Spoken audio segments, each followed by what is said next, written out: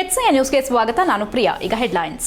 ಕೇಂದ್ರ ಸರ್ಕಾರ ಸಾಮಾಜಿಕ ಶೈಕ್ಷಣಿಕ ಆರ್ಥಿಕ ಸಮೀಕ್ಷೆ ಕೈಗೊಳ್ಳುತ್ತಿಲ್ಲ. ಸಾಮಾಜಿಕ ನ್ಯಾಯ ಒದಗಿಸಲು ಸಾಮಾಜಿಕ ಆರ್ಥಿಕ ಪರಿಸ್ಥಿತಿ ತಿಳಿದಿರಬೇಕು. ಕಾಯ್ದೆ ಪ್ರಕಾರ ಮರುಗಣತಿಯಿಂದ ಮುಖ್ಯಮಂತ್ರಿ ಸಿದ್ದರಾಮಯ್ಯ. ಹಾಸನ ತಾಲೂಕಿನಲ್ಲಿ 1925 ಹೆಕ್ಟೇರ್ ಮೆಕ್ಕೆಜೋಳ ನಾಶ. ಬೆಳೆಹಾನಿ ಪ್ರದೇಶಕ್ಕೆ ಶಾಸಕ ಸ್ವರೂಪ್ ಭೇಟಿ ಪರಿಶೀಲನೆ. ತಾಳ್ಮೆಯಿಂದ ಅರ್ಜಿಯನ್ನ ನೀಡಿ ಖಾತೆ ಮಾಡಿಸಿಕೊಳ್ಳಲು ಶಾಸಕರ ಕರೆ. ಹಾಸನದ ವಿದ್ಯಾಸೌಧ ಶಾಲೆ ಕಾಲೇಜಿಗೆ ಬಾಂಬ್ ಬೆದರಿಕೆ. ಗಾಬರಿಯಿಂದ ಪಾಠ ಕೇಳುತ್ತಿದ್ದ ಮಕ್ಕಳನ್ನ ವಾಪಸ್ ಕರೆದೊಯ್ದ ಪೋಷಕರು. ಪೊಲೀಸರ ಪರಿಶೀಲನೆಯಿಂದ ನೀಗಿದ ಆತಂಕ. ಸಾಮಾಜಿಕ ನ್ಯಾಯ ಒದಗಿಸಲು ಜನರ ಸಾಮಾಜಿಕ ಆರ್ಥಿಕ ಪರಿಸ್ಥಿತಿ ತಿಳಿದಿರಬೇಕು. ಅದಕ್ಕಾಗಿ ಮರು ಸಮೀಕ್ಷೆ ಅಗತ್ಯವಿದೆ. ಕೇಂದ್ರ ಸರ್ಕಾರ ಸಾಮಾಜಿಕ ಆರ್ಥಿಕ ಮತ್ತು ಶೈಕ್ಷಣಿಕ ಸಮೀಕ್ಷೆಯನ್ನ ಕೈಗೊಳ್ಳುತ್ತಿಲ್ಲ ಎಂದು ಮುಖ್ಯಮಂತ್ರಿ ಸಿದ್ದರಾಮಯ್ಯ ಹೇಳಿದರು. ಅವರು ದಾವಣಗೆರೆಯಲ್ಲಿ ಮಾಧ್ಯಮದೊಂದಿಗೆ ಮಾತನಾಡಿ, ಕೇಂದ್ರ ಸರ್ಕಾರ ಜನಗಣತಿಯನ್ನ 27ನೇ ಸಾಲಿನಿಂದ ಕೈಗೊಳ್ಳುತ್ತಿದ್ದು ಸಾಮಾಜಿಕ ಶೈಕ್ಷಣಿಕ ಆರ್ಥಿಕ ಸಮೀಕ್ಷೆ ಮಾಡೋದಾಗಿ ಎಲ್ಲೂ ಹೇಳಿಲ್ಲ. ನಾವು ಮಾಡುತ್ತಿರೋದು ಸಾಮಾಜಿಕ ಶೈಕ್ಷಣಿಕ ಆರ್ಥಿಕ ಸಮೀಕ್ಷೆ, ಅದರ ಜೊತೆ ಜಾತಿ ಗಣತಿಯೂ ಒಳಗೊಂಡಿದೆ ಎಂದರು. ಕೇಂದ್ರ ಸರ್ಕಾರ ಜನಗಣತಿ ಮಾಡೋದಕ್ಕೆ ನಮ್ಮ ತಕರಾರಿಲ್ಲ. ನಮ್ಮ ಸಮೀಕ್ಷೆಗೂ ಅವರ ಸಮೀಕ್ಷೆಗೂ ಸಾಮಾಜಿಕ ಶೈಕ್ಷಣಿಕ ಆರ್ಥಿಕ ಸಮೀಕ್ಷೆಯ ವ್ಯತ್ಯಾಸವಿದೆ ಎಂದರು. ವರದಿ ಕುರಿತು ಪ್ರಬಲರು ಹಾಗೂ ದುರ್ಬಲರು ಆಕ್ಷೇಪಣೆ ವ್ಯಕ್ತಪಡಿಸಿದ್ದಾರೆ. ಎಲ್ಲಕ್ಕಿಂತ ಮುಖ್ಯವಾಗಿ ವರ್ಗಗಳ ಕಾಯ್ದೆಯ ಸೆಕ್ಷನ್ 11(1) ಪ್ರಕಾರ ವರದಿಗೆ 10 ವರ್ಷಗಳಾದ ಮೇಲೆ ಮರು ಸಮೀಕ್ಷೆಯಾಗಬೇಕೆಂದು ತಿಳಿಸಲಾಗಿದೆ. ಅದಕ್ಕಾಗಿ ಮರು ಸಮೀಕ್ಷೆ ಕೈಗೊಳ್ಳಲಾಗಿದೆ ಎಂದರು. HCN news Hassan. ಈಗ ಕೇಂದ್ರ ಸರ್ಕಾರ ಜಾತಿ ಗಣತಿ ಮಾಡ್ತಾ ಇದೆ. ಅದು 27ನೇ ಇಸ್ವಿಯಿಂದ ಮಾಡ್ತಾರೆ. ಆದರೆ ಸೋಷಿಯೋ ಎಕನಾಮಿಕ್ ಸರ್ವೆ ಮಾಡ್ತೀವಿ ಅಂತ ಹೇಳಿಲ್ಲ. ಎಲ್ಲೂ ಸೋಷಿಯೋ ಎಜುಕೇಷನಲ್ ಸರ್ವೆ ಮಾಡ್ತೀವಿ ಅಂತ ಎಲ್ಲೂ ಹೇಳಿಲ್ಲ. ಸಾಮಾಜಿಕ ಶೈಕ್ಷಣಿಕ ಸರ್ವೆ ಮಾಡ್ತೀವಿ ಅಂತ ಹೇಳಿಲ್ಲ. ನಾವು ಮಾಡ್ತಾ ಇರ್ತಕ್ಕಂಥದ್ದು ಸೋಷಿಯೋ ಎಜುಕೇಷನಲ್ ಸರ್ವೆ. ಸೊ ಅದ್ರ ಜೊತೆ ಜಾತಿ ಗಣತಿನೂ ಬರ್ತದೆ. ಸೊ ಅದರಿಂದ ಕೇಂದ್ರ ಸರ್ಕಾರ ಮಾಡೋದು ಜಾತಿ ಗಣತಿ ಅಷ್ಟೇನೆ. ಹಾಸನ ವಿಧಾನಸಭಾ ಕ್ಷೇತ್ರದ ಸಾಲ್ಗಾಮೆ ಹೋಬಳಿ ವ್ಯಾಪ್ತಿಯಲ್ಲಿ ಮುಸುಕಿನ ಜೋಳ ಹಾನಿಯಾಗಿರುವ ಕೃಷಿ ಪ್ರದೇಶಗಳಿಗೆ ಭೇಟಿ ನೀಡಿ ಪರಿಶೀಲನೆ ನಡೆಸಿದರು. ಹಾಸನ ತಾಲೂಕಿನಲ್ಲಿ ಒಟ್ಟು 12,200 ಹೆಕ್ಟೇರ್ ಪ್ರದೇಶದಲ್ಲಿ ಮುಸುಕಿನ ಜೋಳ ಬಿತ್ತನೆಯಾಗಿದ್ದು, ಸಾಲ್ಗಾಮೆ 425 ಹೆಕ್ಟೇರ್ ಹಾಗೂ ಕಸಬಾ 1,500 ಹೆಕ್ಟೇರ್ ಸೇರಿ ಒಟ್ಟು 1,925 ಹೆಕ್ಟೇರ್ ಪ್ರದೇಶಕ್ಕೆ ರೋಗ ಹರಡಿರುವ ಬಗ್ಗೆ ಅಧಿಕಾರಿಗಳಿಂದ ಮಾಹಿತಿ ಪಡೆದರು. ಬಳಿಕ ಬೆಳೆಹಾನಿ ಬಗ್ಗೆ ಸರ್ಕಾರದ ಗಮನಕ್ಕೆ ತಂದು ಪರಿಹಾರ ಕೊಡಿಸುವ ಬಗ್ಗೆ ಚರ್ಚೆ ನಡೆಸುವುದಾಗಿ ಭರವಸೆ ನೀಡಿದ ಅವರು ಕ್ಷೇತ್ರದ ವ್ಯಾಪ್ತಿಯಲ್ಲಿನ ಬೆಳೆಹಾನಿ ಬಗ್ಗೆ ಮಾಹಿತಿ ಪಡೆದರು. ಈವರೆಗೆ ಸುತ್ತಮುತ್ತಲ ಗ್ರಾಮದ ರೈತರು ಜೋಳ ಕಳೆದುಕೊಂಡ ಬಗ್ಗೆ ತಮ್ಮ ಅಳಲನ್ನ ತೋಡಿಕೊಂಡರು. HCN news Hassan. ಅಣ್ಣ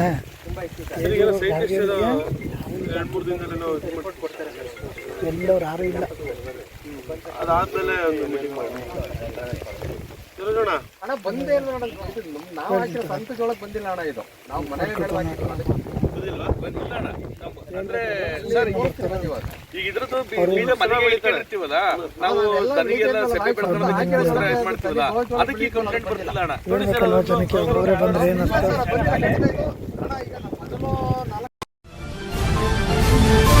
ಹಾಸನ ನಗರದ 3 ಭಾಗದಲ್ಲಿರುವ ಖಾಸಗಿ ಮಾಲೀಕತ್ವದ ವಿದ್ಯಾಸೌಧ ಶಿಕ್ಷಣ ಸಂಸ್ಥೆಗಳಿಗೆ ಬಾಂಬ್ ಸಿಡಿಸೋದಾಗಿ ತಡರಾತ್ರಿ ಇಮೇಲ್ ಮೂಲಕ ಬೆದರಿಕೆ ಹಾಕಿರೋ ಹಿನ್ನೆಲೆ ಸೋಮವಾರ ಶಾಲೆಯಲ್ಲಿದ್ದ ಮಕ್ಕಳನ್ನ ಪೋಷಕರು ವಾಪಸ್ ಮನೆಗೆ ಕರೆದುಕೊಂಡು ಹೋದ ಪ್ರಸಂಗ ನಡೆದಿದೆ.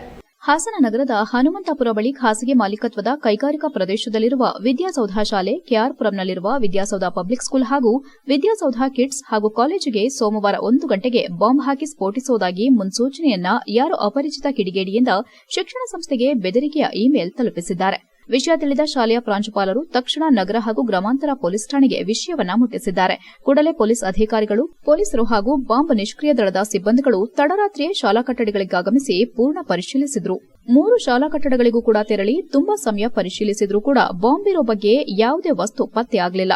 ಬಾಂಬ್ ಹಾಕುವ ವಿಚಾರವನ್ನ ಪೊಲೀಸ್ ಇಲಾಖೆ ಗಂಭೀರವಾಗಿ ತೆಗೆದುಕೊಂಡು ಯಾವ ವ್ಯಕ್ತಿ ಭಯಭೀತಿಯನ್ನ ಹುಟ್ಟಿಸುವ ವಿಚಾರವನ್ನ ಇಮೇಲ್ ಮಾಡಿದ್ದಾರೆ, ಎಲ್ಲಿಂದ ಕಳುಹಿಸಲಾಗಿದೆ, ಈ ಬಗ್ಗೆ ಆ ವ್ಯಕ್ತಿಯ ಪತ್ತೆ ಹಚ್ಚಲು ಪೊಲೀಸ್ ತನಿಖಾ ದಳ ತಮ್ಮ ಕಾರ್ಯಚಟುವಟಿಕೆ ಆರಂಭಿಸಿದ್ದಾರೆ. ಎಂದಿನಂತೆ ಪೋಷಕರು ವಿದ್ಯಾಸೌಧ ಶಾಲೆಗೆ ತಮ್ಮ ಮಕ್ಕಳನ್ನ ಕಳುಹಿಸಿದ್ದಾರೆ. ಆದರೆ ಬಾಂಬ್ ವಿಚಾರ ತಿಳಿಯುತ್ತಿದ್ದಂತೆ ಬಹುತೇಕ ಪೋಷಕರು ಗಾಬರಿಯಲ್ಲಿ ತಮ್ಮ ವಾಹನದಲ್ಲಿ ಬಂದು ತಮ್ಮ ಮಕ್ಕಳನ್ನ ವಾಪಸ್ ಕರೆದುಕೊಂಡು ಹೋಗ್ತಿದ್ರು. ಇನ್ನು ಸೋಮವಾರ 1 ಗಂಟೆಗೆ ಬಾಂಬ್ ಹಾಕೋ ಸಮಯವನ್ನ ಯಾರೋ ಅಪರಿಚಿತರು ಇಮೇಲ್ ಮಾಡಿದ ಬಗ್ಗೆ ವಿಷಯ ಹರಡುತ್ತಿದ್ದಂತೆ ಪೋಷಕರು ಸರದಿ ಸಾಲಿನಲ್ಲಿ ಎಂಬಂತೆ ಶಾಲೆಯತ್ತ ಧಾವಿಸಿದ್ರು. ಈ ವೇಳೆ ಶಾಲೆಯ ಆಡಳಿತ ಮಂಡಳಿ ಮನವರಿಕೆ ಮಾಡಿದ್ರೂ ಕೂಡ ಅನೇಕರು ಒಪ್ಪದೆ ತಮ್ಮ ಮಕ್ಕಳನ್ನ ವಾಪಸ್ ಕರೆದುಕೊಂಡು ಹೋದ್ರು. ಅನೇಕರು ಬಾಡಿಗೆ ಆಟೋ ಮಾಡಿಕೊಂಡು ಕರೆದುಕೊಂಡು ಹೋದ್ರು. ಈ ವೇಳೆ ಪೊಲೀಸ್ ಬಿಗಿ ಬಂದೋಬಸ್ತ್ ಮಾಡಲಾಗಿತ್ತು. HCN news Hassan. ಅಂದ್ರೆ ಯಾವ್ದಾದ್ರು ರೂಮರ್ಸ್ ಗಳೆಲ್ಲ ಹರಿದಾಡ್ತಿದೆ, ಸ್ಕೂಲ್ ಮೇಲೆ ಬಾಂಬ್ ಎಲ್ಲದನ್ನು ಹಾಕ್ತಿದ್ದಾರೆ ಅಂತ ಅನ್ಕೊಂಡು ಅದರಿಂದ ಈ ತರ ಆಗ್ತಿದೆ. ಬಟ್ ವಿಷಯ ಏನು ಅಂತಂದ್ರೆ ನೆನ್ನೆ ಸ್ಕ್ವಾಡ್ಗಳೆಲ್ಲ ಬಂದೋಗಿದ್ದಾರೆ. ಈಗಲೂ ಪೊಲೀಸ್ ಎಲ್ಲ ಇದೆ, ಡಿಸಿಗೂ ಎಲ್ಲ ಇನ್ಫಾರ್ಮ್ ಮಾಡಿದ್ದಾರೆ. ಪೇರೆಂಟ್ಸ್ಗಳು ಪೇರೆಂಟ್ಗಳಿಗೆ ಗೊತ್ತಾಗಿ ಇನ್ನೊಂದ್ ಕಡೆಯಿಂದ ಒಬ್ಬರಿಗೆ ಇದ್ ಮಾಡ್ಕೊಂಡು ಎಲ್ಲ ಮಕ್ಳುಗಳನ್ನ ಕರ್ಕೊಂಡು ಹೋಗ್ತಿದ್ದಾರೆ. ಬಟ್ ಸದ್ಯದ ಪರಿಸ್ಥಿತಿನಲ್ಲಿ ಏನಂತಂದ್ರೆ ಸ್ಕೂಲಲ್ಲಿ ಯಾವುದೇ ಏನು ತೊಂದರೆ ಏನೂ ಇಲ್ಲ, ಎಲ್ಲ ತುಂಬಾ ಚೆನ್ನಾಗಿ ನೋಡ್ಕೋತಾ ಇದ್ದಾರೆ, ಸೆಕ್ಯೂರಿಟಿ ಇದೆ. ಪೇರೆಂಟ್ಸ್ಗಳು ಎದುರುಕೊಂಡು ಒಬ್ಬರಿಗೆ ಹದ್ದಾಡ್ಕೊಂಡು ಮಕ್ಳುಗಳನ್ನ ಕರ್ಕೊಂಡು ಹೋಗ್ತಿದ್ದಾರೆ. DC ಇಂದ ಬಂದಿದೆ ಅಂತ ಕರ್ಕೊಂಡು ಹೋಗುವಂತ ಮಕ್ಳುಗಳನ್ನ ಪೇರೆಂಟ್ಸ್ಗಳೇ ಬಂದು ಕರ್ಕೊಂಡು ಹೋಗ್ಬೋದು ಅಂತ. ಮತ್ತೆ ಇನ್ನು ಕೆಲವರು ಅಂತ ಅಂತಾರೆ ವ್ಯಾನ್ ಮಾಡಿನೇ ಎಲ್ಲ ಮಕ್ಳುಗಳನ್ನು ಕಳಿಸ್ಬೋದಲ್ಲ ಅಂತ. ಏನಕ್ಕೆ ವ್ಯಾನ್ ಅಲ್ಲೇ ಕಳಿಸ್ತಿಲ್ಲ ಅಂತ ಅಂದ್ರೆ ಕೆಲವರು ಪೇರೆಂಟ್ಸ್ಗಳು ಜಾಬಲ್ಲಿ ಇರುವಂತವ್ರು ಇರ್ತಾರೆ. HCN ನ್ಯೂಸ್ನಲ್ಲಿ ಈಗ ಒಂದು ಪುಟ್ಟ break. Welcome to Jaya International Public School, located in a peaceful, pollution-free area near RTO B. Katehalli, Hassan. Our experienced teachers use innovative methods to make learning engaging, providing personalized attention to each student. Each day begins with meditation and yoga for physical and mental well-being. Our assemblies combined learning and fun through inspiration, presentation. We offer specialized classes in abacus, Vedic math and presentation for NEET and JEE. The robotic labs encourages innovative, while our modern labs and well-stocked library provide the best learning tools. Beyond academics, we offer hobby classes in dance, music, karate, art and drawing. Safety is ensured with CCTV cameras and GPS equipped transportation. Our routine includes sports to promote fitness and teamwork. Jaya International Public School fosters excellence and joy in learning. We also excited to announce opening of Unit 2 Jaya Techno School in the 2025-26 academic year at KSRTC Layout, Arsikere Road, Hassan, with digital classroom, high-tech lab and innovative learning method. Visit us today and enroll now.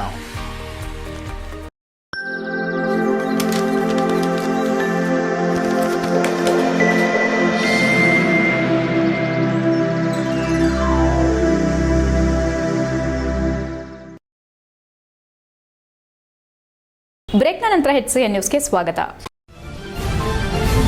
ಹಾಸನದಲ್ಲಿ 2 ದಿನಗಳಿಂದ ನಿರಂತರವಾಗಿ ಸುರಿಯುತ್ತಿರುವ ಮಳೆ ಚಳಿಗೆ ಜಿಲ್ಲೆಯ ಬಹುತೇಕ ಜನಜೀವನ ಅಸ್ತವ್ಯಸ್ತವಾಗಿದ್ದು ಹರಸಾಹಸದಲ್ಲಿ ಸಾರ್ವಜನಿಕರು ರಸ್ತೆ ಮೇಲೆ ಇಳಿಯಬೇಕಾಗಿದೆ. ಬೆಳಗಿನಿಂದ ಬಿಸಿಲು ಕಾಣದೆ ಮೋಡ ಕವಿದ ವಾತಾವರಣ ನಿರ್ಮಾಣವಾಗಿತ್ತು. ಆಗಾಗ್ಗೆ ಮಳೆ ಬಂದು ಹೋಗೋದು ಮಾಡಿತು. ಸೋಮವಾರ ವಾರದ ಮೊದಲನೇ ದಿನವಾದ ಹಿನ್ನೆಲೆ ಶಾಲಾ ವಿದ್ಯಾರ್ಥಿಗಳು ಕೆಲಸಕ್ಕಾಗಿ ತೆರಳುವವರು ಮಳೆಯ ನಡುವೆಯೇ ತಲುಪಿದ್ರು. ಆದರೆ ರಸ್ತೆ ಬದಿ ವ್ಯಾಪಾರಸ್ಥರಿಗೆ ಸ್ವಲ್ಪ ತೊಂದರೆಯಾಯಿತು. ಇನ್ನು ಆಟೋ ಚಾಲಕರಿಗೆ ಬಿಡುವಿಲ್ಲದೆ ಬಾಡಿಗೆ ಹೋಗೋದಕ್ಕೆ ಕೊರತೆ ಇರಲಿಲ್ಲ. ಎಲ್ಲೆಲ್ಲಿ ರಸ್ತೆ ಮೇಲೆ ಗುಂಡಿಗಳಿವೆ ಅಲ್ಲಿ ಮಳೆ ನೀರು ನಿಂತಿತ್ತು. ಈ ನೀರಿನ ಮೇಲೆ ವಾಹನ ಚಲಿಸಿದಾಗ ರಸ್ತೆ ಬದಿ ಪಾದಾಚಾರಿಗಳಿಗೆ ತೊಂದರೆಯಾಗುತ್ತಿತ್ತು. ಮಳೆ ರಕ್ಷಣೆಗೆ ಅನೇಕರು ಕೊಡೆಯ ಆಸರೆ ಪಡೆದು ಸಾಗಿದ್ರು. ಚಳಿ ಇರೋದ್ರಿಂದ ಬೆಚ್ಚನೆಯ ದಪ್ಪದಾದ ಬಟ್ಟೆ ಧರಿಸಿದ್ರು. ರಾತ್ರಿಯಾದ್ರೂ ಮಳೆ ಎಡಬಿಡದೆ ಸುರಿಯಿತು. HCN news Hassan. ಚನ್ನರಾಯಪಟ್ಟಣದ ಪುರಸಭೆಯ ನೂತನ ಸ್ಥಾಯಿ ಸಮಿತಿ ಅಧ್ಯಕ್ಷರಾಗಿ ಗಣೇಶ್ ಆಯ್ಕೆಯಾಗಿದ್ದಾರೆ. ಸೋಮವಾರ ಚನ್ನರಾಯಪಟ್ಟಣದ ಪುರಸಭೆಯ ಸಭಾಂಗಣದಲ್ಲಿ ಪುರಸಭೆಯ ಸಾಮಾನ್ಯ ಸಭೆ ಜರುಗಿತು. ಸ್ಥಾಯಿ ಸಮಿತಿ ಅಧ್ಯಕ್ಷರ ಸ್ಥಾನವು ತೆರವಾಗಿರೋ ಹಿನ್ನೆಲೆ ಗಣೇಶ್ ಅವರನ್ನ ಸ್ಥಾಯಿ ಸಮಿತಿ ಅಧ್ಯಕ್ಷರಾಗಿ ಸರ್ವಾನುಮತದಿಂದ ಆಯ್ಕೆ ಮಾಡಲಾಯಿತು. ಅಧಿಕಾರ ವಹಿಸಿಕೊಂಡು ಮಾತನಾಡಿದ ನೂತನ ಸ್ಥಾಯಿ ಸಮಿತಿ ಅಧ್ಯಕ್ಷರಾದ ಗಣೇಶ್ ರವರು, ಒಬ್ಬ ಹಿಂದುಳಿದ ವರ್ಗದ ವ್ಯಕ್ತಿಯನ್ನ ಗುರುತಿಸಿ ಈ ಸ್ಥಾನವನ್ನು ನೀಡಿದ ಜನಪ್ರತಿನಿಧಿಗಳು ಮತ್ತು ಪಟ್ಟಣದ ಜನತೆಗೆ ಆಭಾರಿಯಾಗಿರುತ್ತೇನೆ. ಪಟ್ಟಣದ ಅಭಿವೃದ್ಧಿಗೆ ಪೂರಕವಾಗಿ ಕೆಲಸ ಮಾಡುತ್ತೇನೆ ಎಂದರು. ಇದೇ ಸಂದರ್ಭದಲ್ಲಿ ಶಾಸಕ ಸಿಎನ್ ಬಾಲಕೃಷ್ಣ ಮಾತನಾಡಿ, ಹಿಂದೆ ಇದ್ದಂತಹ ಸ್ಥಾಯಿ ಸಮಿತಿ ಸದಸ್ಯರುಗಳ ಕಾರ್ಯವೈಖರಿ ಬಹಳಷ್ಟು ಮುಖ್ಯವಾಗಿತ್ತು. ಅದರಂತೆ ಇದೀಗ ಆಯ್ಕೆಯಾಗಿರುವ ಗಣೇಶ್ ಅವರು ಕೂಡ ಎಲ್ಲಾ ಸದಸ್ಯರ ಮತ್ತು ಅಧ್ಯಕ್ಷರ ಸಹಕಾರ ಮತ್ತು ಸಲಹೆ ಪಡೆದು ಉತ್ತಮವಾದ ಕೆಲಸ ನಿರ್ವಹಿಸುವಂತೆ ತಿಳಿಸಿದರು. ಸಾಮಾನ್ಯ ಸಭೆಯಲ್ಲಿ ವಿವಿಧ ಕಾಮಗಾರಿಗಳಿಗೆ ಅನುಮೋದನೆಯನ್ನ ಸಹ ನೀಡಲಾಯಿತು. ಅದರಂತೆ ಪಟ್ಟಣದ ಅನೇಕ ವಾರ್ಡ್ಗಳಲ್ಲಿರುವಂತಹ ಉದ್ಯಾನವನಗಳ ಅಭಿವೃದ್ಧಿಗೆ ಹೆಚ್ಚಿನ ಆದ್ಯತೆ ನೀಡಬೇಕು ಎಂದರು. ಸಭೆಯಲ್ಲಿ ಪುರಸಭಾ ಸದಸ್ಯ ಪ್ರಕಾಶ್ ಮಾತನಾಡಿ, ಪಟ್ಟಣದ ಅನೇಕ ವಾರ್ಡ್ಗಳಲ್ಲಿ ಈಗಾಗಲೇ ಸಿಎ ಉದ್ಯಾನವನಗಳಿದ್ದು ಇವುಗಳನ್ನು ಅಭಿವೃದ್ಧಿಪಡಿಸಿದ್ರೆ ಯಾವುದೇ ರೀತಿ ಪ್ರಯೋಜನಗಳಿಲ್ಲ. ಈ ಉದ್ಯಾನವನಗಳನ್ನು ಅಭಿವೃದ್ಧಿ ಮಾಡಿದರೆ ಲೇಔಟ್ ಮಾಲೀಕರಿಗೆ ಬಹಳಷ್ಟು ಅನುಕೂಲವಾಗುತ್ತದೆ. ಆ ನಿಟ್ಟಿನಲ್ಲಿ ಈ ಹಣವನ್ನು ಪುರಸಭೆಯ ವಿವಿಧ ಕಾಮಗಾರಿಗಳಿಗೆ ಬಳಸಿಕೊಳ್ಳುವುದು ಉತ್ತಮ. ಪುರಸಭೆಯ ನೌಕರರು ಸದಸ್ಯರಿಗೆ ಸರಿಯಾದ ರೀತಿ ಕೆಲಸ ಮಾಡಿಕೊಡದೆ, ಗೌರವ ಕೊಡದೆ ಬೇಜವಾಬ್ದಾರಿಯ ವರ್ತನೆ ತೋರುತ್ತಿರುವುದು ಸರಿಯಲ್ಲ. ಕೂಡಲೇ ಅಂತಹವರಿಗೆ ಬುದ್ಧಿವಾದ ಹೇಳಿ ಸರಿಯಾದ ರೀತಿ ಕೆಲಸ ಮಾಡಲು ತಿಳಿಸುವಂತೆ ಹೇಳಿದರು. ಪುರಸಭಾ ಸದಸ್ಯೆ ಸುಜಾತ ಮಾತನಾಡಿ, ಪಟ್ಟಣದ ಹೃದಯ ಭಾಗದಲ್ಲಿರುವ ನಗರ ಪೊಲೀಸ್ ಠಾಣೆ ಸಮೀಪವಿರುವ ಪುರಸಭೆಯ ಹಳೆ ಕಟ್ಟಡವನ್ನು ತೆರವು ಮಾಡಲು ಈ ಹಿಂದೆ 5 ಲಕ್ಷ ರೂಪಾಯಿಗಳಿಗೆ ಟೆಂಡರ್ ಕರೆಯಲಾಗಿತ್ತು. ಆದರೆ ಪುನಃ ಟೆಂಡರ್ ಕರೆದು 26 ಲಕ್ಷ ರೂಪಾಯಿಗಳಿಗೆ ಹಳೆ ಕಟ್ಟಡ ತೆರವು ಮಾಡಲು ಪುರಸಭೆಯ ಹಣ ವ್ಯಯ ಮಾಡಿರುವುದು ಸರಿಯಲ್ಲ.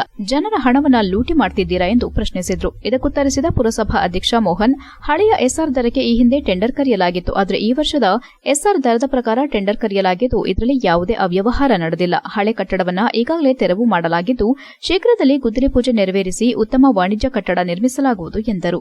ಇದೇ ಸಂದರ್ಭದಲ್ಲಿ ಪುರಸಭಾ ಅಧ್ಯಕ್ಷ ಮೋಹನ್ ಕುಮಾರ್, ಉಪಾಧ್ಯಕ್ಷೆ ರಾಣಿಕೃಷ್ಣ, ಪುರಸಭಾ ಮುಖ್ಯಾಧಿಕಾರಿ ಯತೀಶ್ ಕುಮಾರ್ ಹಾಜರಿದ್ದರು. HCN news, Channarayapatna. ನಮ್ಮ ಗಣೇಶ್ ಅವರ ಬಗ್ಗೆ ಅವ್ರು ಮಾತಾಡ್ತಾರೆ. ಒಬ್ಬ ಸ್ನೇಹಜೀವಿ, ಜೊತೆಗೆ ಎಲ್ಲರ ಜೊತೆ ವಿಶ್ವಾಸ ಇಟ್ಕೊಂಡಿರ್ತಕ್ಕಂಥ ಒಬ್ಬ ವ್ಯಕ್ತಿ. ಯಾವಾಗಲೂ ಕೂಡ ಜನರ ಮಧ್ಯೆ ಇದ್ದುಕೊಂಡು ಒಂದು ಸಮಸ್ಯೆಗಳಿಗೆ ಸ್ಪಂದಿಸಿ ಪುರಸಭಾ ಸದಸ್ಯರಾಗಿ ಕಳೆದ 4.5 ವರ್ಷದಿಂದಲೂ ಕೂಡ ಸೇವೆಯನ್ನು ಸಲ್ಲಿಸ್ಕೊಂಡು ಬಂದಿರ್ತಕ್ಕಂಥದ್ದು. ಅವರು ವಿಶೇಷವಾಗಿ ಒಂದು ಕುಂಬಾರ ಸಮಾಜದ ಒಂದು ಪ್ರತಿನಿಧಿಯಾಗಿ ಆ ಭಾಗದಲ್ಲಿ ಆಯ್ಕೆಯಾಗಿದ್ದಾರೆ. ಜನರ ಸ್ನೇಹಿಯಾಗಿದ್ದಾರೆ. ಎಲ್ಲ ಪುರಸಭಾ ಸದಸ್ಯಗಳ ಒಂದು ವಿಶ್ವಾಸವನ್ನು ಗಳಿಸಿ ಒಂದು ಸೇವೆಯನ್ನು ಮಾಡ್ಕೊಂಡಿರುವಂಥ ಗಣೇಶ್ ಅವರು ಅವರ ಅವಧಿನಲ್ಲಿ ಮಾನ್ಯ ಅಧ್ಯಕ್ಷರಾದಂಥ ಮೋಹನ್ ಅವರು, ಉಪಾಧ್ಯಕ್ಷರಾದಂಥ ರಾಣಿಕೃಷ್ಣ ಅವರು, ಮತ್ತು ನಮ್ಮ ಚೀಫ್ ಆಫೀಸರ್ ಆದಂಥ ಯತೀಶ್ ಅವರ ಒಂದು. ಹಾಸನದ ವಿದ್ಯಾನಗರದ ಕ್ರೈಸ್ಟ್ ಶಾಲೆಯಲ್ಲಿ ಕ್ಲಬ್ ಕಾನ್ಕ್ಲೇವ್ ಉದ್ಘಾಟನಾ ಸಮಾರಂಭವನ್ನು ವಿಜೃಂಭಣೆಯಿಂದ ಆಚರಿಸಲಾಯಿತು. ಮಕ್ಕಳ ಸರ್ವಾಂಗೀಣ ಬೆಳವಣಿಗೆಯಲ್ಲಿ ಇಂತಹ ಕ್ಲಬ್ ಚಟುವಟಿಕೆಗಳಲ್ಲಿ ಭಾಗವಹಿಸುವುದರಿಂದ ಸೃಜನಶೀಲತೆ ಜೊತೆಗೆ ಲಲಿತ ಕಲೆಗಳಲ್ಲಿ ಆಸಕ್ತಿಯನ್ನು ಬೆಳೆಸಬಹುದಾಗಿದೆ ಎಂದು ಎಲ್ಬಿ ಪಾಲಿಟೆಕ್ನಿಕ್ ಕಾಲೇಜಿನ ನಿವೃತ್ತ ಪ್ರಾಂಶುಪಾಲ ಮೇಜರ್ ವೆಂಕಟೇಶ್ ಹೇಳಿದರು. ಕ್ರೈಸ್ಟ್ ಶಾಲೆಯಲ್ಲಿ ಆಯೋಜನೆ ಮಾಡಿದ್ದ ಚಿತ್ರಕಲೆ ಹಾಗೂ ಕುಶಲಕಲೆ, speech club, adventure club, eco club, health and science club, culture and heritage ಒಳಗೊಂಡ ಕಾರ್ಯಕ್ರಮದ ಉದ್ಘಾಟನಾ ಸಮಾರಂಭದಲ್ಲಿ ಭಾಗವಹಿಸಿ ಮಾತನಾಡಿದರು. ಈ ನಿಟ್ಟಿನಲ್ಲಿ ಇಂದು ಆಯೋಜನೆಗೊಂಡಿರುವ ಈ ಉದ್ಘಾಟನಾ ಸಮಾರಂಭವು ಮಕ್ಕಳ ಕ್ರಿಯಾಶೀಲತೆಗೆ ಅನುಗುಣವಾಗಿ ಸ್ಪರ್ಧೆಗಳು ಮತ್ತು ಅನೇಕ ವೈವಿಧ್ಯಮಯ ಕಾರ್ಯಕ್ರಮಗಳನ್ನು ರೂಪಿಸಿದೆ. ತಾವೆಲ್ಲರೂ ಇದರ ಸದುಪಯೋಗ ಪಡೆದುಕೊಳ್ಳಬೇಕೆಂದು ತಿಳಿಸಿದರು. ಈ ಸಂದರ್ಭದಲ್ಲಿ ಪ್ರಾಂಶುಪಾಲ ರೆವರೆಂಡ್ ಫಾದರ್ ಅನುಮೋನ್ ಜೋಸೆಫ್ ಹಾಗೂ ಆಡಳಿತಾಧಿಕಾರಿ ರಿಜೋ ಥಾಮಸ್, ಕಂದಲಿಯ ಕ್ರೈಸ್ಟ್ ಅಕಾಡೆಮಿ ಪ್ರಾಂಶುಪಾಲ ರೆವರೆಂಡ್ ಫಾದರ್ ಜೋಬಿನ್ ಉಪಸ್ಥಿತರಿದ್ದರು.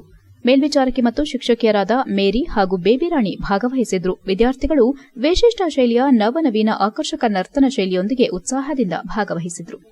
HCN news, Hassan. Good afternoon, Christ School.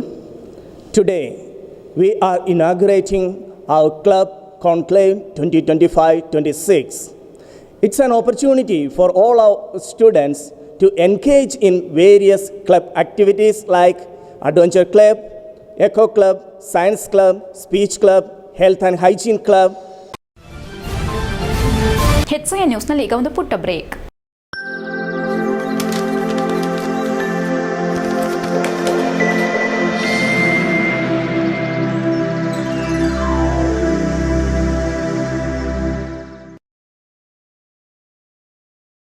ಬ್ರೇಕ್ನ ನಂತರ HCN ನ್ಯೂಸ್ಗೆ ಸ್ವಾಗತ. ಜೂನ್ 21ರಂದು ತುಮಕೂರಿನಲ್ಲಿ ನಡೆಯುವ ಜಿಲ್ಲಾ ಉಸ್ತುವಾರಿ ಸಚಿವ ಕೆಎನ್ ರಾಜಣ್ಣ ಅವರ ಅಮೃತ ಮಹೋತ್ಸವ ಹಾಗೂ ಗ್ರಂಥ ಬಿಡುಗಡೆ ಹಿನ್ನೆಲೆಯಲ್ಲಿ ಹಾಸನ ನಗರದ ಪ್ರವಾಸಿ ಮಂದಿರದಲ್ಲಿ ರಾಜಣ್ಣರವರ ಪುತ್ರ ರವೀಂದ್ರ ಅಧ್ಯಕ್ಷತೆಯಲ್ಲಿ ಕಾಂಗ್ರೆಸ್ ಮುಖಂಡರ ಜೊತೆ ಸಭೆ ಸೇರಿ ಸಲಹೆ ಪಡೆದು ಚರ್ಚಿಸಿದರು. ನಂತರ ರವೀಂದ್ರ ಅವರು ಮಾತನಾಡಿ, ನಮ್ಮ ತಂದೆಯವರು ಹಾಗೂ ಸಚಿವರಾದ ಕೆಎನ್ ರಾಜಣ್ಣ ಅವರು ಅಮೃತ ಮಹೋತ್ಸವ ಹಾಗೂ ಗ್ರಂಥ ಬಿಡುಗಡೆ ಬಗ್ಗೆ ಒಂದು ಪೂರ್ವಭಾವಿ ಸಭೆ ಕರೆದು ಚರ್ಚೆ ಮಾಡಲಾಗಿದೆ. ಕಾಂಗ್ರೆಸ್ ಮುಖಂಡರು ಹಾಗೂ ಕಾರ್ಯಕರ್ತರು ಮತ್ತು ಜಾತ್ಯತೀತವಾಗಿ ಪಕ್ಷಾತೀತವಾಗಿ ಎಲ್ಲರನ್ನ ಜೂನ್ 21ರಂದು ನಡೆಯುವ ಈ ಅಮೃತ ಮಹೋತ್ಸವದಲ್ಲಿ ಆಹ್ವಾನ ಮಾಡುತ್ತೇವೆ. ಈ ಕಾರ್ಯಕ್ರಮಕ್ಕೆ 1 ಲಕ್ಷಕ್ಕೂ ಅಧಿಕ ಜನರು ಪಾಲ್ಗೊಳ್ಳುವ ನಿರೀಕ್ಷೆ ಇದೆ ಎಂದರು. ಕಾಂಗ್ರೆಸ್ ಜಿಲ್ಲಾಧ್ಯಕ್ಷ ಲಕ್ಷ್ಮಣ್ ಮಾತನಾಡಿ, ಜಿಲ್ಲಾ ಉಸ್ತುವಾರಿ ಸಚಿವ ಕೆಎನ್ ರಾಜಣ್ಣ ಅವರ 75ನೇ ವರ್ಷದ ಅಮೃತ ಮಹೋತ್ಸವ ಹಾಗೂ ಅವರು ಸಾಗಿ ಬಂದಂತಹ ಗ್ರಂಥ ಬಿಡುಗಡೆ ಕಾರ್ಯಕ್ರಮವನ್ನು ಇದೇ ತಿಂಗಳ ಜೂನ್ 21ರ ಶನಿವಾರದಂದು ತುಮಕೂರು ಜಿಲ್ಲೆಯಲ್ಲಿ ಹಮ್ಮಿಕೊಳ್ಳಲಾಗಿದೆ. ನಮ್ಮ ಜಿಲ್ಲೆಯಿಂದ 10,000 ಜನರು ಪ್ರಯಾಣ ಬೆಳೆಸಲಿದ್ದಾರೆ. ಈ ಕಾರ್ಯಕ್ರಮವನ್ನು ಪಕ್ಷದಿಂದ ಬಿಂಬಿಸುತ್ತಿಲ್ಲ, ಪಕ್ಷಾತೀತವಾಗಿ ಭಾಗವಹಿಸಲಿದ್ದಾರೆ. ಇದೊಂದು ಐತಿಹಾಸಿಕ ಕಾರ್ಯಕ್ರಮವಾಗಿದೆ ಎಂದರು. ಜಿಲ್ಲಾ ಮಂತ್ರಿ ರಾಜಣ್ಣ ಎಂದರೆ ಯಾವುದೇ ದ್ವೇಷವನ್ನ ಇಟ್ಟುಕೊಳ್ಳದೆ ಒಳ್ಳೆ ವ್ಯಕ್ತಿತ್ವವನ್ನ ಉಳ್ಳವರು. ಈ ಕಾರ್ಯಕ್ರಮವನ್ನು ಯಶಸ್ವಿಗೊಳಿಸುವಂತೆ ಮನವಿ ಮಾಡಿದರು. ವಿಧಾನ ಪರಿಷತ್ ಮಾಜಿ ಸದಸ್ಯ ಗೋಪಾಲಸ್ವಾಮಿ ಮಾತನಾಡಿ, ಸರ್ಕಾರವು ತಮಗೆ ನೀಡಿದ ಜವಾಬ್ದಾರಿಯನ್ನ ಉತ್ತಮವಾಗಿ ನಡೆಸಿಕೊಂಡು ಬಂದಿರುವ ಜಿಲ್ಲಾ ಉಸ್ತುವಾರಿ ಸಚಿವ ಕೆಎನ್ ರಾಜಣ್ಣ ಅವರಿಗೆ ದೇವರ ಸುದೀರ್ಘ ಆಯಸ್ಸು ನೀಡಲಿ. ರಾಜಕಾರಣಕ್ಕೆ ಬಂದು 75 ವರ್ಷಗಳನ್ನು ಪೂರೈಸುತ್ತಿದ್ದಾರೆ. ಇನ್ನು 25 ವರ್ಷಗಳು ಅವರಿಗೆ ದೇವರು ಆಯಸ್ಸನ್ನ ನೀಡಲಿ. ಜಿಲ್ಲಾ ಮಂತ್ರಿಯಾಗಿ ಸ್ಪಂದಿಸಿದ್ದಾರೆ. ಅವರ ಅಭಿಮಾನಕ್ಕೋಸ್ಕರ ನಾವುಗಳು ಭಾಗಿಯಾಗ್ತಿದ್ದೇವೆ ಎಂದರು. ಇದೇ ಶನಿವಾರದಂದು ನಡೆಯುವ ಸಮಾರಂಭದ ಯಶಸ್ವಿಗೆ ನಾವೆಲ್ಲರೂ ಕೈಜೋಡಿಸಬೇಕಾಗಿದೆ. ಕಾಂಗ್ರೆಸ್ನ ಎಲ್ಲ ಮುಖಂಡರು ಅಂದು ಕಾರ್ಯಕ್ರಮಕ್ಕೆ ಹೋಗಬೇಕಾಗಿದೆ. ಜಿಲ್ಲಾ ಉಸ್ತುವಾರಿ ಸಚಿವರಾದ ಕೆಎನ್ ರಾಜಣ್ಣ ಅವರ ಪುತ್ರ ಕೂಡ ರಾಜಕೀಯಕ್ಕೆ ಬರಲಿ ಎಂದು ಹಾರೈಸಿದರು. ಸಂಸದ ಶ್ರೇಯಸ್ ಎಂ ಪಟೇಲ್ ಮಾಧ್ಯಮದೊಂದಿಗೆ ಮಾತನಾಡಿದರು. ಸಭೆಯಲ್ಲಿ ಕಾಂಗ್ರೆಸ್ ಮುಖಂಡರಾದ ಎಚ್ಕೆ ಮಹೇಶ್, ಮಾಜಿ ಜಿಲ್ಲಾಧ್ಯಕ್ಷ ಜಾವಗಲ್ ಮಂಜುನಾಥ್, ತಾರಾಚಂದನ್, ಮಲ್ಲಿಗೆವಾಳ್ ದೇವಪ್ಪ, ಮಾದಿಗ ದಂಡೋರ ಜಿಲ್ಲಾಧ್ಯಕ್ಷ ಟಿಎ ವಿಜಯಕುಮಾರ್, ಸಮದ್ ಇತರರು ಉಪಸ್ಥಿತರಿದ್ದರು. HCN news Hassan. ನಾವು ಬದುಕೋದು ನಮಗೋಸ್ಕರ ಹಾಗೂ ಈ ಹಾದಿಯಲ್ಲಿ ನಮ್ಮವರೊಂದಿಗೆ ಬದುಕಬೇಕೆಂದು ಮಂಡ್ಯದ ಶಂಕರೇಗೌಡ ಕಾಲೇಜ್ ಆಫ್ ಎಜುಕೇಷನ್ ಪ್ರಾಂಶುಪಾಲ ಡಾ ಸುವರ್ಣ ವಿಡಿ ಮಕ್ಕಳಿಗೆ ತಿಳಿ ಹೇಳಿದರು. ಚನ್ನರಾಯಪಟ್ಟಣದ ಕೋಟೆ ಬ್ರಾಹ್ಮಣ ವಿದ್ಯಾರ್ಥಿ ನಿಲಯದಲ್ಲಿ ಗಾಯತ್ರಿ ಪತಿನ ಸಹಕಾರ ಸಂಘದ ವತಿಯಿಂದ ಏರ್ಪಡಿಸಿದ್ದ ಪ್ರತಿಭಾ ಪುರಸ್ಕಾರ ಕಾರ್ಯಕ್ರಮದಲ್ಲಿ ಅವರು ವಿಶೇಷ ಮಾರ್ಗದರ್ಶನ ನೀಡಿದರು. ಶಿಕ್ಷಣ ಪಡೆದಂತೆಲ್ಲ ಪರಿಸ್ಥಿತಿಗಳನ್ನು ನಿಭಾಯಿಸುವ ಜ್ಞಾನ ಬೇಕು. ಪುಸ್ತಕ ಪತ್ರಿಕೆಗಳು ನಿಮ್ಮ ಸ್ನೇಹಿತರಾಗಬೇಕು ಹಾಗೂ ಮೆದುಳಿಗಿಂತ ಹೃದಯಕ್ಕೆ ಹೋಗುವ ವಿಚಾರಗಳು ದೀರ್ಘಕಾಲ ಉಳಿಯುತ್ತವೆ. ಸಾಧನೆಗೆ ಸಾಧಕರ ಗುರು ಹಿರಿಯರ ಮಾರ್ಗದರ್ಶನ ಪಡೆಯಿರಿ ಎಂದು ಕಿವಿಮಾತು ಹೇಳಿದರು. ಜಿಲ್ಲಾ ಪಂಚಾಯಿತಿ ಮಾಜಿ ಸದಸ್ಯರಾದ ಕುಸುಮ ಬಾಲಕೃಷ್ಣ ಮಾತನಾಡಿ, ಶಿಕ್ಷಕರು ತಂದೆ ತಾಯಿ ಮಾರ್ಗದರ್ಶನ ಪಡೆದು ಸಮಾಜದಲ್ಲಿ ಕೀರ್ತಿವಂತರಾಗಿ ಎಂದರು. ಸಹಕಾರ ಸಂಘದ ಅಧ್ಯಕ್ಷ ಸಿಆರ್ ನಾಗರಾಜ್ ಮಾತನಾಡಿ, ಸಹಕಾರ ಸಂಘದ ಮೇಲೆ ವಿಶ್ವಾಸವಿಟ್ಟು ನಾಗರಿಕರು ಎಫ್ಡಿಆರ್ಡಿ ಉಳಿತಾಯ ಖಾತೆ ಪಿಗ್ಮಿ ಮೂಲಕ 11.5 ಕೋಟಿ ಹಣವನ್ನು ವಿನಿಯೋಗಿಸಿದ್ದಾರೆ. ಪಾರದರ್ಶಕ ವ್ಯವಹಾರಕ್ಕಾಗಿ ಗಣಕೀಕರಣ, ಡಿಜಿಟಲೀಕರಣ ಹಾಗೂ ಸಂಘದ ಹೆಸರಿನಲ್ಲಿ ಅಭಿವೃದ್ಧಿಪಡಿಸಲಾಗಿದೆ ಎಂದರು. ಎಸ್ಎಸ್ಎಲ್ಸಿ, ಪಿಯುಸಿ ಪರೀಕ್ಷೆಯಲ್ಲಿ ತಾಲೂಕಿಗೆ ಪ್ರಥಮ, ದ್ವಿತೀಯ, ತೃತೀಯ ಸ್ಥಾನ ಪಡೆದ ಹಾಗೂ ಷೇರುದಾರರ ಪ್ರತಿಭಾವಂತ ಮಕ್ಕಳಿಗೆ ನಗದು ಬಹುಮಾನ, ಶಾಲು ಹಾರ, ನೆನಪಿನ ಕಾಣಿಕೆ ನೀಡಿ ಅತಿಥಿಗಳು ಗೌರವಿಸಿದರು. ಕಾರ್ಯಕ್ರಮದಲ್ಲಿ ಉಪಾಧ್ಯಕ್ಷ ವಿಶ್ವನಾಥ್, ನಿರ್ದೇಶಕರಾದ ಗೌರಿಶಂಕರ್, ಚಂದ್ರಶೇಖರ್, ಅನಂತರಾಮಯ್ಯ, ರಾಜಶ್ರೀ, ಸತ್ಯವತಿ, ಅರುಣ್, ಮೋಹನ್, ಲಕ್ಷ್ಮೀಶ್, ವೆಂಕಟೇಶ್, ಎಎಂ ಜಯರಾಮ್, ರಾಮಕೃಷ್ಣ ಉಪಾಧ್ಯ, ಸಿಇಒ ಕಾವ್ಯ, ರಾಮ್ಪ್ರಸಾದ್, ದಿವ್ಯಾ, ಕೇಶವಮೂರ್ತಿ, ಕುಮಾರ್, ಕೃಷ್ಣಮೂರ್ತಿ ಪಾಲ್ಗೊಂಡಿದ್ದರು. HCN news Channarayapatna. ಯಾವುದೇ ವ್ಯಕ್ತಿಯ ಮನೋಧೋರಣೆ ಏರುವ ಎತ್ತರವನ್ನ ಬಿಡಿಸುತ್ತಂತೆ. ಏಕಾದಂದ್ರೆ ಮನೋವಿಜ್ಞಾನದಲ್ಲಿ ಏನಾದ್ರೂ ಆಗಲಿ ಅದೆಲ್ಲವನ್ನ ಧನಾತ್ಮಕವಾಗಿ ಯಾರು ತೆಗೆದುಕೊಳ್ತಾರೋ ಅವ್ರು ಮಾತ್ರ ಎತ್ತರಕ್ಕೆ ಹೋಗ್ತಾ ಇದ್ದಾರೆ ಅಂತ ಹೇಳಿ ಹೇಗೆ ಸಾಧ್ಯ ಆಗುತ್ತೆ ಇದು? ಅಧಿಕಾರಿಗಳೇ ತಮ್ಮ ಬಳಿ ಬಂದು ಖಾತೆ ಮಾಡಿಕೊಡುವಂತಹದ್ದು ಈ ಕಾರ್ಯಕ್ರಮದ ಉದ್ದೇಶವಾಗಿದೆ. ಹಾಗಾಗಿ ಅಧಿಕಾರಿಗಳಿಗೆ ಒತ್ತಡ ನೀಡದೆ ತಾಳ್ಮೆಯಿಂದ ಅರ್ಜಿಗಳನ್ನು ನೀಡಿ ಪೌತಿಖಾತೆಗಳನ್ನು ಮಾಡಿಸಿಕೊಳ್ಳಿ ಎಂದು ಹೇಳಿದರು. ಹಾಸನ ತಾಲೂಕಿನ ಸಾಲ್ಗಾಮೆ ಗ್ರಾಮ ಪಂಚಾಯಿತಿ ಆವರಣದಲ್ಲಿ ಆಯೋಜಿಸಲಾಗಿದ್ದ ಸಾಲ್ಗಾಮೆ ಹೋಬಳಿಯ ಪೌತಿ ಖಾತಾ ಆಂದೋಲನ ಕಾರ್ಯಕ್ರಮ ಉದ್ಘಾಟಿಸಿ ಮಾತನಾಡಿ, ಸಚಿವ ಕೃಷ್ಣ ಭೈರೇಗೌಡ ಕಂದಾಯ ಇಲಾಖೆಯಲ್ಲಿ ಬಹಳಷ್ಟು ಸುಧಾರಣೆಗಳನ್ನು ಮಾಡಿದ್ದಾರೆ. ಪೌತಿ ಖಾತೆ ಯಾರಿಗೆ ತಲುಪಬೇಕೋ ಅವರಿಗೆ ತಲುಪಿಸುವ ಕೆಲಸ ಸರ್ಕಾರ ಮಾಡುತ್ತಿದೆ ಎಂದರು. ನಮ್ಮ ಹಾಸನ ತಾಲೂಕಿನಲ್ಲಿ ಅಧಿಕಾರಿಗಳು ನಿಮ್ಮ ಅರ್ಜಿಗಳನ್ನು ತೆಗೆದುಕೊಂಡು ಶೀಘ್ರದಲ್ಲೇ ತಮ್ಮ ಹೆಸರಿಗೆ ಮಾಡಿಕೊಡೋ ಪ್ರಯತ್ನ ಮಾಡುತ್ತಿದ್ದಾರೆ. ಹಲವಾರು ರೈತರು ದುರಸ್ತಿಯ ಬಗ್ಗೆ ಕೇಳ್ತಿದ್ರು. ಈಗಾಗಲೇ ಹಾಸನ ತಾಲೂಕಿನಲ್ಲಿ ತಹಸೀಲ್ದಾರರ ಕಚೇರಿಯಿಂದ 6,500 ಅರ್ಜಿಗಳು ಎಡಿಎಲ್ಆರ್ ಕಚೇರಿಗೆ ತಲುಪಿವೆ. 2,500 ಅರ್ಜಿಗಳನ್ನು ವಿಲೇವಾರಿ ಮಾಡಲಾಗಿದೆ. ಇನ್ನುಳಿದ 4,000 ಅರ್ಜಿಗಳು ಶೀಘ್ರದಲ್ಲೇ ಆಗುತ್ತವೆ. ತಮ್ಮಲ್ಲಿ ಎಲ್ಲ ದಾಖಲೆಗಳು ಸರಿಯಾಗಿದ್ರೆ ವೇಗವಾಗಿ ಕೆಲಸವಾಗುತ್ತದೆ. ಇಲ್ಲವೇ ಜಿಲ್ಲಾಧಿಕಾರಿಗಳ ಬಳಿ ಹೋಗಿ ತನಿಖೆಯಾದ ನಂತರ ತಮ್ಮ ಹೆಸರಿಗೆ ಖಾತೆಗಳಾಗುತ್ತದೆ ಎಂದು ತಿಳಿಸಿದರು. ತಹಸೀಲ್ದಾರ್ ಅವರು ಕೂಡ ಕ್ರಿಯಾಶೀಲರಾಗಿ ಪಂಚಾಯಿತಿ, ಹೋಬಳಿ ಮಟ್ಟಕ್ಕೆ ಬಂದು ಕೆಲಸ ಮಾಡಿಕೊಡುತ್ತಿದ್ದಾರೆ. ಹಾಗಾಗಿ ಅವರಿಗೆ ಹೆಚ್ಚಿನ ಒತ್ತಡ ನೀಡದೆ ಖಾತೆ ಮಾಡಿಸಿಕೊಳ್ಳಿ ಎಂದರಲ್ಲದೆ, ಮೆಕ್ಕೆಜೋಳಕ್ಕೆ ಇತ್ತೀಚೆಗೆ ರೋಗ ಬರುತ್ತಿದೆ. ಅದಕ್ಕೆ ಸಂಬಂಧಪಟ್ಟಂತೆ ಕೃಷಿ ಇಲಾಖೆ ನೀಡುವಂತಹ ಸಲಹೆ ಸೂಚನೆಗಳನ್ನು ತಮ್ಮ ಬೆಳೆಯಲ್ಲಿ ಅಳವಡಿಸಿಕೊಳ್ಳಿ ಎಂದು ತಿಳಿಸಿದರು. ತಹಸೀಲ್ದಾರ್ ಗೀತಾ ಅವರು ಮಾತನಾಡಿ, ಸರ್ಕಾರದಿಂದ ಬಂದ ಅಧಿಸೂಚನೆಯಂತೆ ನಾವು ನಮ್ಮ ತಾಲೂಕಿನ ಎಲ್ಲಾ ಹೋಬಳಿಗಳಲ್ಲಿಯೂ ಪೌತಿಖಾತೆ ವಿತರಣೆ ಮಾಡುತ್ತಿದ್ದೇವೆ. ಇದು 4ನೇ ಹೋಬಳಿಯಾಗಿದೆ. ಈಗಾಗಲೇ 3,500 ಕಡತಗಳ ಖಾತೆ ಮಾಡಿದ್ದೇವೆ. ಇನ್ನು 50,000 ಪೌತಿಖಾತೆ ಬಾಕಿ ಇವೆ. ರೈತರು ತಮ್ಮ ಹೆಸರಿಗೆ ಖಾತೆ ಮಾಡಿಕೊಳ್ಳಲು ಇದೊಂದು ಸುಲಭದ ರೀತಿಯಾಗಿದೆ. ಇಂದು ಕೂಡ ಪೌತಿಖಾತೆಗೆ ಅರ್ಜಿ ಸಲ್ಲಿಸಬಹುದು. ಇದರ ಸದುಪಯೋಗ ಪಡೆದುಕೊಳ್ಳಿ ಎಂದು ಪೌತಿಖಾತೆಯ ಮಹತ್ವ ಮತ್ತು ಅದನ್ನು ಮಾಡಿಸಿಕೊಳ್ಳುವ ವಿಧಾನದ ಕುರಿತು ಪ್ರಾಸ್ತಾವಿಕವಾಗಿ ನುಡಿದರು. ಇದೇ ಸಂದರ್ಭದಲ್ಲಿ ಕಂದಾಯ ವಿಷಯಕ್ಕೆ ಸಂಬಂಧಿಸಿದಂತೆ ರೈತರು ಮನವಿ ಪತ್ರಗಳನ್ನು ನೀಡಿದ್ರು. ಕಾರ್ಯಕ್ರಮದಲ್ಲಿ ಸಾಲಗಾಮೆ ಗ್ರಾಮ ಪಂಚಾಯಿತಿ ಅಧ್ಯಕ್ಷರು, ಸದಸ್ಯರು, ಕಾರ್ಯಕರ್ತರು, ಮುಖಂಡರು, ಗ್ರಾಮ ಲೆಕ್ಕಾಧಿಕಾರಿಗಳು, ರೈತರು, ಸಾರ್ವಜನಿಕರು ಉಪಸ್ಥಿತರಿದ್ದರು. HCN news Hassan. ಕೂಡ ಹೊರಡಿಸಿದರೆ ಪೌತಿ ಮತ್ತು ವಾರಸ ಖಾತೆ ಆಂದೋಲನ ಸರ್ಕಾರದ ಒಂದು ಕಾರ್ಯಕ್ರಮ. ಇದರ ಉದ್ದೇಶ ತಮಗೆಲ್ಲರೂ ಗೊತ್ತಿರಂಗೆ ಎಲ್ಲ ಅಧಿಕಾರಿಗಳೇ ತಮ್ಮ ಬಳಿ ಬಂದು ಪೌತಿ ಖಾತೆಯನ್ನು ಮಾಡುವಂತಹ ಕಾರ್ಯಕ್ರಮ. ನಮ್ಮ ಸಚಿವರಾದ ಕೃಷ್ಣ ಬೈರೇಗೌಡರು ಬಹಳಷ್ಟು ಸುಧಾರಣೆಯನ್ನ ನಮ್ಮ ರೆವಿನ್ಯೂ ಇಲಾಖೆಯಲ್ಲಿ ಬಹಳಷ್ಟು ಸುಧಾರಣೆಗಳು ಕೂಡ ತಂದಿದ್ದಾರೆ.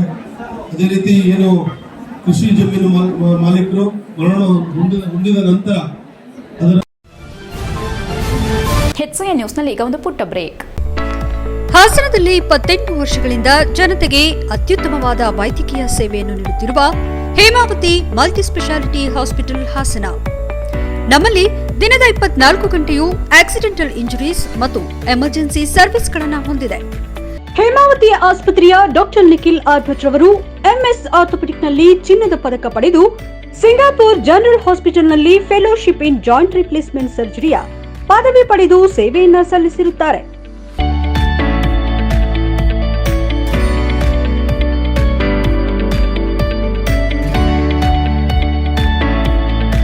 ನಮ್ಮಲ್ಲಿ ಆಂಬ್ಯುಲೆನ್ಸ್ ಸೇವೆಯೂ ಲಭ್ಯ. ಇನ್ನೇಕೆ ತಡ? ನೀವು ಯಾವುದೇ ಮೂಳೆ ಸಮಸ್ಯೆ ಹೊಂದಿದರೆ ಹಿಂದೆ ಭೇಟಿ ನೀಡಿ. ಹೇಮಾವತಿ ಮಲ್ಟಿ ಸ್ಪೆಷಾಲಿಟಿ ಹಾಸ್ಪಿಟಲ್, ಉತ್ತರ ಬಡಾವಣೆ, ಹಾಸನ. ಬ್ರೇಕ್ನ ನಂತರ HCN ನ್ಯೂಸ್ಗೆ ಸ್ವಾಗತ.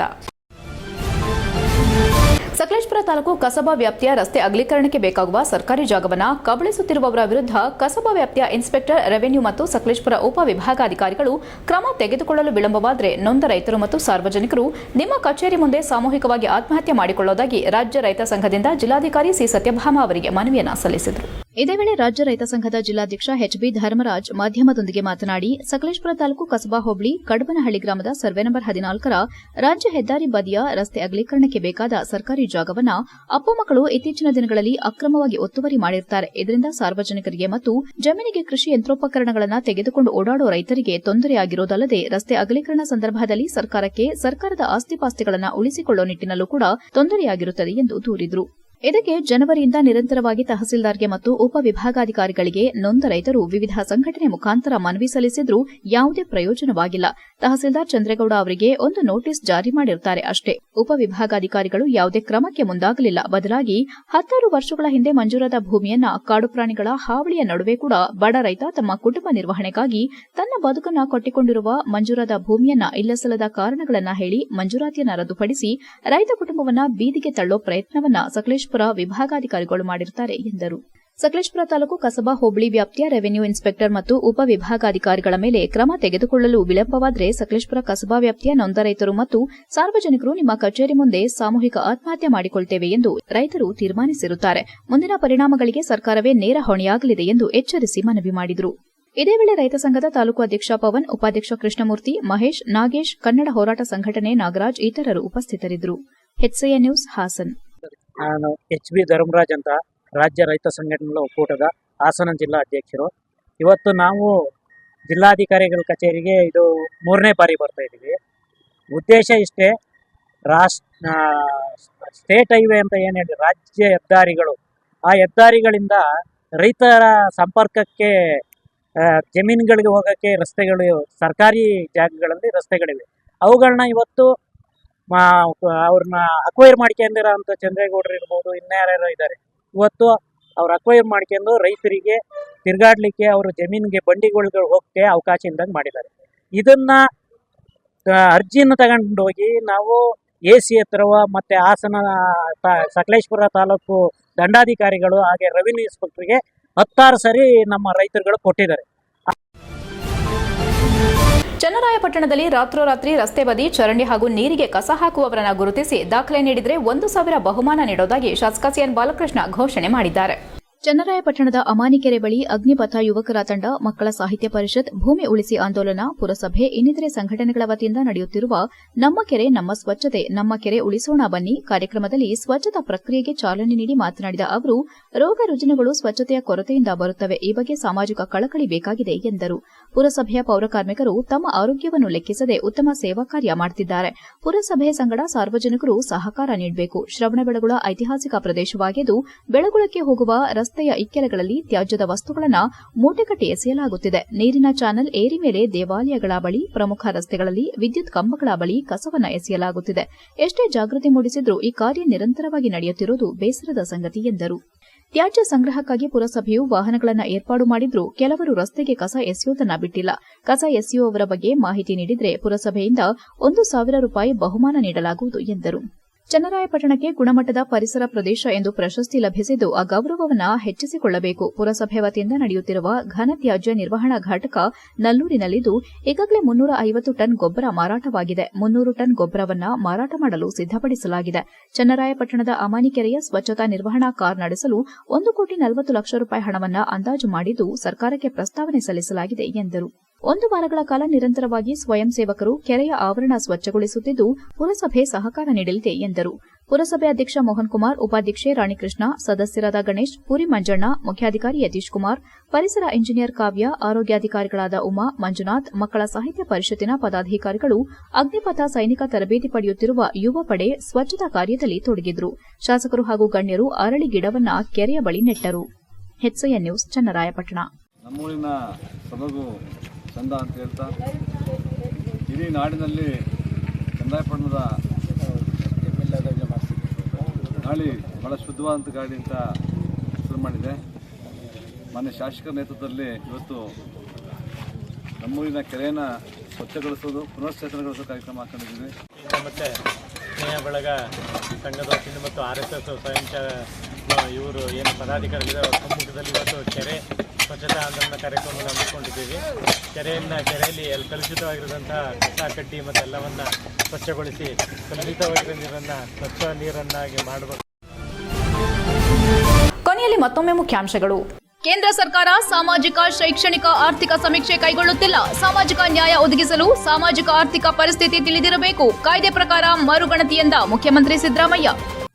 ಹಾಸನ ತಾಲೂಕಿನಲ್ಲಿ 1925 ಹೆಕ್ಟೇರ್ ಮೆಕ್ಕೆಜೋಳ ನಾಶ. ಬೆಳೆಹಾನಿ ಪ್ರದೇಶಕ್ಕೆ ಶಾಸಕ ಸ್ವರೂಪ್ ಭೇಟಿ, ಪರಿಶೀಲನೆ. ತಾಳ್ಮೆಯಿಂದ ಅರ್ಜಿಯನ್ನ ನೀಡಿ ಖಾತೆ ಮಾಡಿಸಿಕೊಳ್ಳಲು ಶಾಸಕರ ಕರೆ.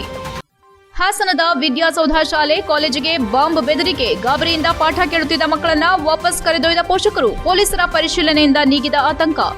ಇಷ್ಟೊತ್ತು ನೀವು ನೋಡಿದ್ದು ಹಾಸನದ ಸುದ್ದಿ, ಅಂದ್ರೆ HCN ನ್ಯೂಸ್.